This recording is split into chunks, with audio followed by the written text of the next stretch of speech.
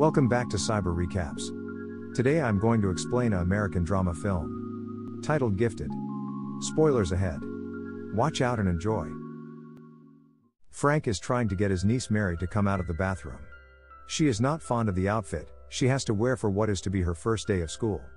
Frank and Mary live in a small home with their one-eyed cat Fred. Frank then goes to drop Mary off at the bus stop. After she's gone, Frank is spotted by his neighbor Roberta. Roberta follows Frank into his house and tells him that he needs to do something for Mary or else he will lose her. Now, Mary begins her first day of first grade in math class taught by Miss Bonnie Stevenson. Bonnie asks basic math questions, like 1 plus 1, 2 plus 2, but Mary is displeased, since she knows more advanced math than the rest of the class. So teacher then asks some tough multiplication problem to her, but Mary solves every multiplication problem on her own and even states the square root of the number. Later, Principal Davis enters the classroom, and Mary shouts at her to call Frank and get her out of the class. After school, Frank picks Mary up. Bonnie runs outside to catch him and discuss Mary's incredible knowledge of math. Frank says that Mary studied the Trachtenberg method, that allow herself to memorize equations and arithmetic computations. Bonnie later looks up the Trachtenberg method to see what Frank was talking about. She also finds up Mary's mom Diane, who was a brilliant mathematician until she committed suicide when Mary was only 6 months old. Frank takes Mary out for a day at the beach on a boat, while also lecturing her on why she shouldn't have yelled at the principal. Mary does appear to show remorse. Later, Frank goes to a bar he visits every Friday night, and finds Bonnie coming in to approach him. She confronts Frank about why he did not tell her truth about Mary. Frank explains how Diane came to him one night and he did not realize what she would do later. He found Diane on the bathroom floor, and has had Mary ever since.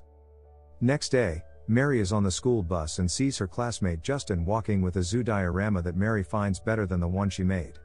Another kid named Ricky trips Justin and causes him to break his diorama, mocking the poor boy in front of the other kids.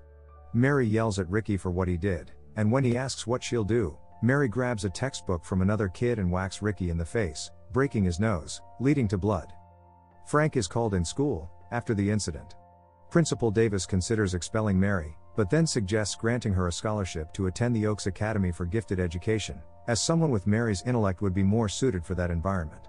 However, Frank refuses to allow it, feeling that Mary needs a normal education and childhood.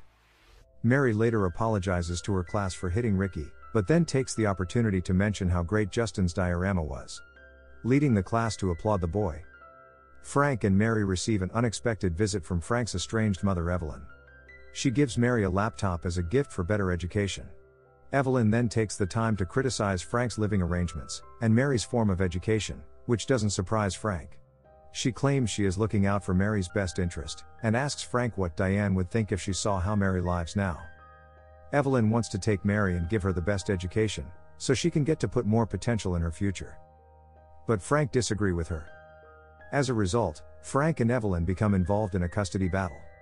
Evelyn brings her lawyer Aubrey Highsmith, while Frank is represented by Greg Cullen. Highsmith argues that Frank illegally gained custody of Mary, while Cullen defends Frank's living conditions. It is settled that Frank and Mary will be checked on while Evelyn will have some time to herself with Mary. Later, Frank leaves Mary with Roberta for the evening while he goes out for drinks with Bonnie. They eventually hook up, although Bonnie is initially hesitant. The two sleep together. Next morning, Mary unexpectedly goes over to her house, while Bonnie is there wrapped in a bedsheet. Mary catches her, and Bonnie leaves extremely embarrassed. Frank scolds Mary for leaving Roberta's home when she wasn't supposed to, so Mary thinks Frank can't have a personal life because of her. Later, Evelyn takes Mary to Boston as per court's permission. She shows Mary pictures of Diane, and tells her about Diane's research into the Navier-Stokes problem, which Diane had devoted her life to. Next day, Evelyn takes Mary to meet her colleague, Seymour Shanklin, to review an equation he tried to solve. Mary appears confused by Shanklin's work, which he dismisses as her simply not being able to comprehend just yet. As Evelyn takes Mary away, Mary states that she was confused because Shanklin's equation was wrong. Evelyn takes her back to Shanklin. Mary corrects the equation, and resolves whole problem by herself. The professor then asks why she doesn't tell him earlier. Mary answered that Frank taught her not to correct elders. Meanwhile, back in Tampa, Mary comes back. Mary starts seeing a psychologist named Pat.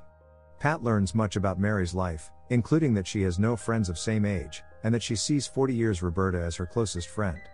Pat appears concerned when Mary mentions that she and Roberta watch UFC fights every week.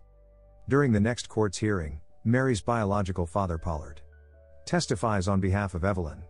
Cullen presses Pollard over his non-involvement in Mary's life, not even being able to know her middle name. The judge rules against Pollard for any sort of custody.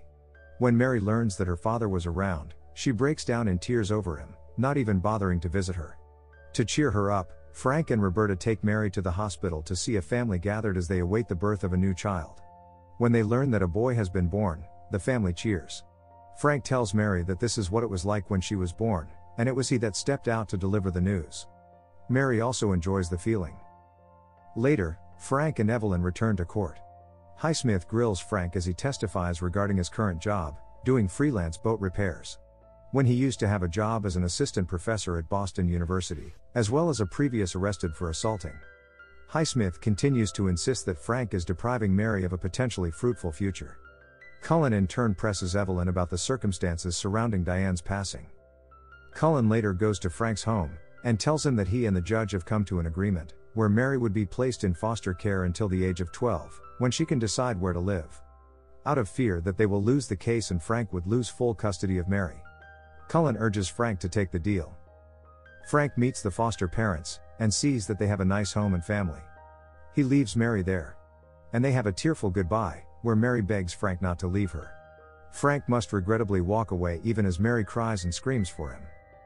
After a while, when Frank tries to visit Mary, the foster father tells him that she doesn't want to see Frank.